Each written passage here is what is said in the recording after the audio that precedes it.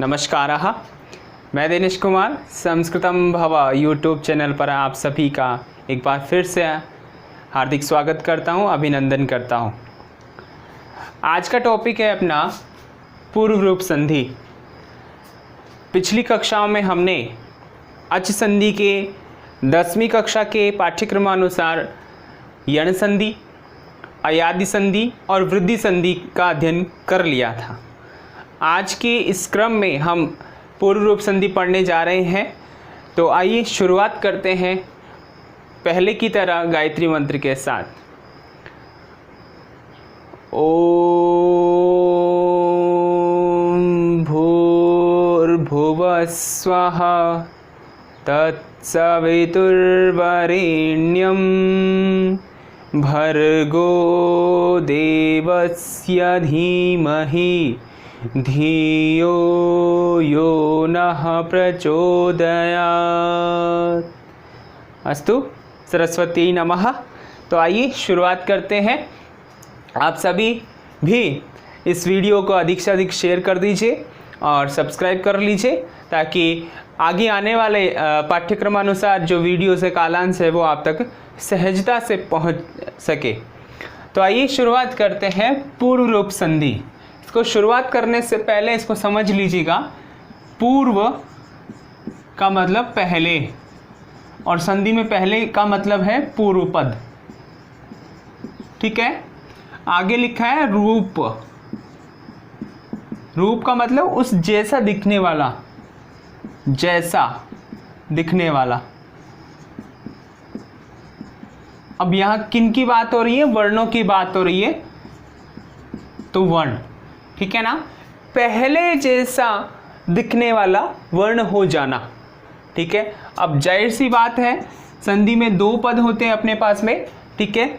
तो यहां पूर्व पद ये हुआ और उत्तर पद ये हुआ।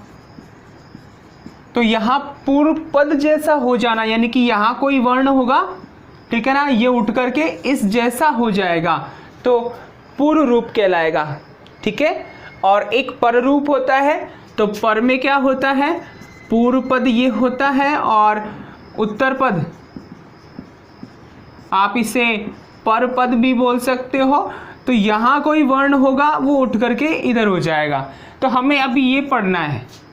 ठीक है। तो आइए देखते हैं सूत्र विधि के माध्यम से ही।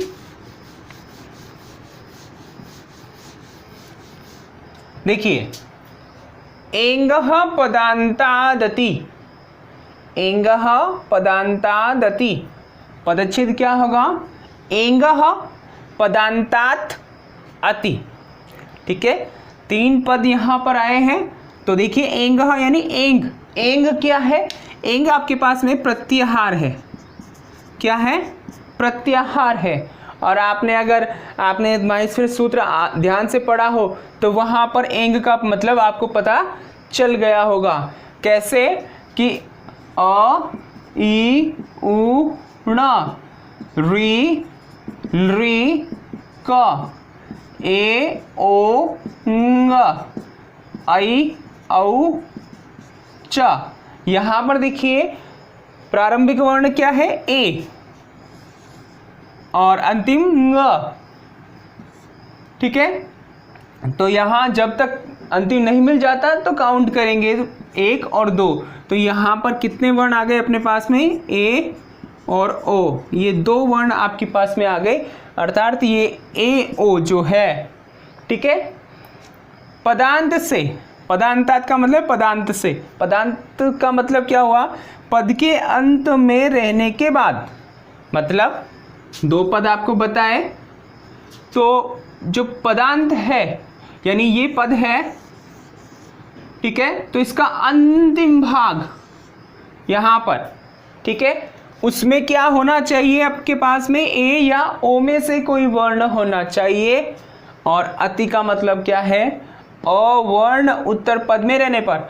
और यहां पर आपके पास में अवर्ण होना चाहिए। ठीक है। तो क्या होता है? तो वृत्ति में देखते हैं, अर्थ देखते हैं इसका। पदान्तात् एंगः अति परे, पदान्तात् एंगः अति परे पूर्व रूपम एकादेशः स्यात्।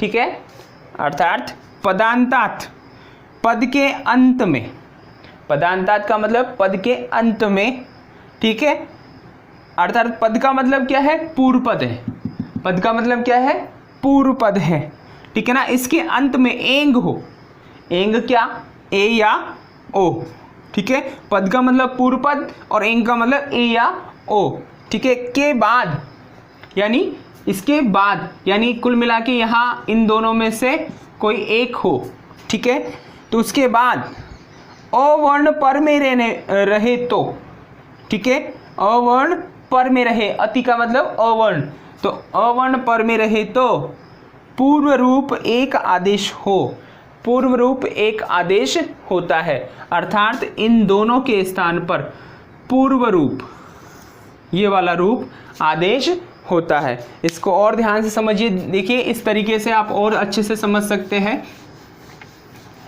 मान लीजिए दो पद है अपने पास में, पहले पद में आ गया अंत में ए, ठीक है, और इधर अपने पास में अ होना चाहिए, तो स्थिति यही बता रहे हैं कि यहाँ पहले पद में ए या ओ में से एक होना चाहिए और इधर अ होना चाहिए।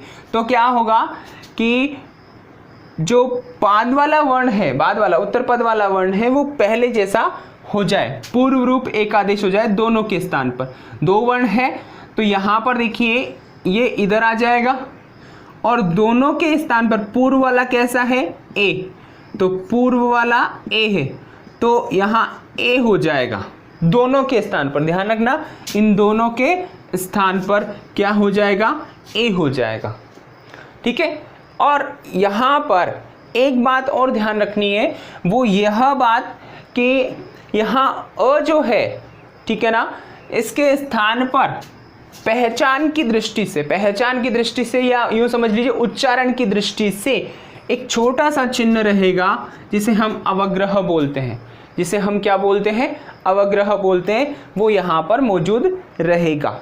कैसे, देखिए जैसे मान लीजिएगा कि यहाँ पर ये एक स्थान है, ठीक है, और यहाँ पर एक फूल रखा है, क्या रखा है, फूल रखा है मान लीजिए, ठीक है, फूल रखा है और फूल जो है, ठीक है, यहाँ से मतलब खुशबूदार होता है। अगर हम इस फूल को यहाँ से हटाएं, ठीक है, यहाँ से हटाने का मतलब है हमने इसको यहाँ से हटा दिया, कई दिनों तक पड़ा था लेकिन हमने हटा दिया। अब हटा दिया और उस फूल को इस पॉकेट में रख दिया, मान लीजिएगा इस पॉकेट में रख दिया, लेकिन यहाँ नहीं है। मुझे एक बात बताइए, यहाँ बहुत दिनों तक फूल रखा रहा और आज हमने उसको पॉकेट में रख लिया, ठीक है, या दूसरे जगह स्थान पर रख दिया, तो इस जगह क्या फूल की खुशबू रहेगी या नहीं? आप देखिएगा या किताब देख लीजिएगा, कोई स्थान, मैंने स्थान कहा यहाँ पर, तो किताब देख लीजिएगा, कोई पॉकेट देख लीजिएगा। अगर हम कुछ देर तक उस फूल को रखेंगे, कुछ दिनों तक रखेंगे और बाद में निकाल के दूर कर देंगे, तो देखिएगा यहाँ पर वो क्या रहेगी, खुशबू रहेगी, वो आपके पॉकेट में खुशबू रहेगी। सिमिलर है उसी प्रकार यहाँ पर देखिए, यहाँ पर अ था, ठीक है, फूल पहले वाले पॉकेट में आ गया, स्थान पे आ गया, ठीक है, पूर्व रूप में आ गया, तो दोनों को मिला करके क्या हो गया, ए हो गया, ठीक है, यानी कि पॉकेट में रखते फूल नज़र नहीं आएगा, तो ये फूल इस पॉकेट में आ गया, नज़र नहीं आया, दोनों के स्थान पे एक ही हो गया, लेकिन इस फूल की खुशबू जो है वो अभी भी विद्यमान है। दिखाई नहीं देगी, लेकिन दिखाई नहीं देगी, लेकिन आपको महसूस होगी, ठीक है ना, उसी प्रकार ये है। तो आइए हम उदाहरण के माध्यम से देखते हैं, और इसमें जैसे कि ये ओ वाला है उसको भी आप देख लीजिए,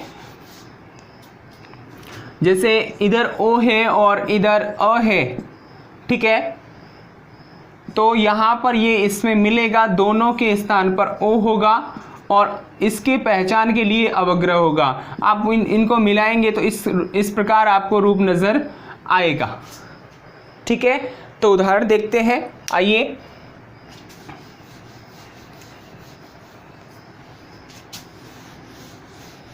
तब तक आप अपने दोस्तों के साथ, अपने सहपाठियों के साथ इस वीडियो को शेयर कर दीजिए और सब्सक्राइब कर दीजिए।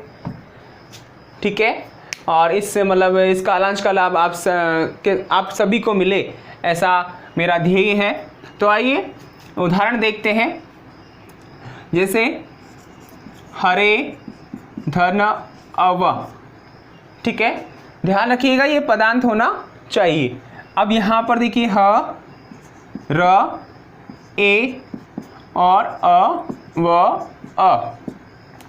वर्ण विच्छेद कर लिया हमने। पहले पद में हमें ए या ओ ढूंढना है, उत्तर पद में हमें अ ढूंढना है, ह। अब दोनों के स्थान पर, ठीक है, पूर्व वाला तो यही है, लेफ्ट हैंड वाला, तो ये आदेश हो जाना है, ये इधर आ गया, तो इन दोनों के स्थान पर ए हो गया। पहचान की दृष्टि से उच्चारण के लिए हमने इसको अवग्रह में तब्दील कर दिया। अब आगे मिला दीजिए आप, आगे मिलाएंगे तो आप ह, र में ए, अवग्रह, व में अ, हरेव। ठीक है ना, ये आपका रूप बन गया। उसी प्रकार विष्णु, अव, ठीक है, वी, न, ओ और अ, व। ठीक है, पहले ओ उधर अ, दोनों मिल गए, दोनों के स्थान पे क्या हो जाएगा, ओ, और पहचान की दृष्टि से उच्चारण के लिए अवग्रह। एक बार फिर से आप मिलाएंगे तो क्या होगा, वी, शादा, ण में ओ, विष्णु, अवग्रह, व, विष्णोव, या अव नहीं बोलेंगे, विष्णोव। ठीक है ना, इसके साथ बोलेंगे विष्णोव, हरेव। ठीक है, इस प्रकार से। आइए और उदाहरण देखते हैं, आई थिंक आपको समझ में आ गया होगा। तो देखिए और उदाहरण देखते हैं। यहां पर देखिए मैंने एक रूप लिखा, रामो अस्ति। ठीक है ना, ध्यान रखिए पूर्व रूप संधि जो है आपकी विसर्ग संधि है, उसमें उतु आता है, उतु संधि आती है, वहां पर भी ये काम आएगी, यानी उतु होने के बाद में ये काम आएगी। तो ध्यान से देखिएगा, रामो अस्ति, इस प्रकार की सिचुएशन है, अगर आपके सामने ये संधि विच्छेद आता है परीक्षा में, तो आपका मतलब संधि पद क्या होगा, ठीक है ना, रामो अस्ति होगा।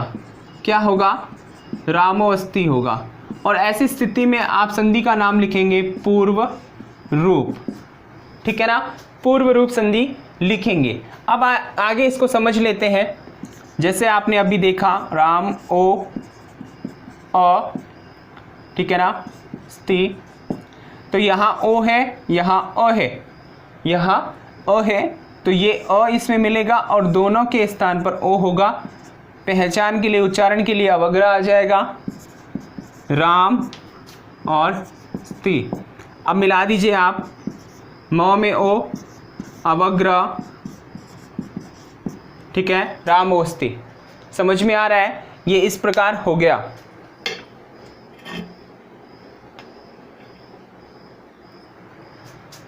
अब आगे देखिए, रामोस्ति हो गया। इसी प्रकार आगे हम देखें, कवे अस्ति, ए है और अ है। ठीक है, अब आगे देखिएगा, स्ति है, तो इन दोनों के स्थान पर ए हो गया और इसकी पहचान के लिए अ। क्या हो गया, कवेस्ति। ठीक है, इस प्रकार और भी उदाहरण बन सकते हैं। एक बात आपको ध्यान रखनी है कि ये तो हमने संधि विच्छेद करके संधि पद बना लिया, लेकिन संधि पद से संधि विच्छेद किस प्रकार करें, तो वो भी बड़ा आसान तरीका है, उसमें आपको दिक्कत ही नहीं आनी है। आपको दिक्कत ही नहीं आनी। जैसे मैं एक पद लिखूं कि बालोयम, मैंने ये पद लिखा, बड़ा सिंपल सा है, बड़ा सिंपल सा किस प्रकार है। यहाँ पर देखिए अब अगर आपको नजर आ जाए तो समझ लीजिएगा अ है, क्या लिखना है अ, ठीक है। तो आपको तुरंत वहीं उससे पहले बालो प्लस अयम, ये लो आपका संधि विच्छेद हो गया, कोई दिक्कत नहीं है यहाँ पर, ठीक है ना। लेकिन एक चीज यहाँ पर ध्यान रखिएगा, अगर इस प्रकार आप संधि विच्छेद कर रहे हैं तो यहाँ पर आप पूर्व रूप लिखेंगे, और अगर मान लीजिए जो हम आगे पढ़ेंगे उत्व संधि में, अगर आप यूं करते हैं बालह अयम, तो यहाँ ध्यान रखिएगा आपको उत्व विसर्ग ही लिखनी पड़ेगी, ठीक है ना, उत्व विसर्ग ही लिखनी पड़ेगी, ठीक है। तो ये आज की पूर्व रूप संधि थी। आई होप कि आपको समझ में आया होगा, आपने शेयर किया होगा, सब्सक्राइब किया होगा, और अगर कोई कमी रही होगी तो आपने कमेंट आप कर रहे हैं, करेंगे। तो ये आज का टॉपिक था, फिर मिलेंगे अगली कक्षा में। Thank you.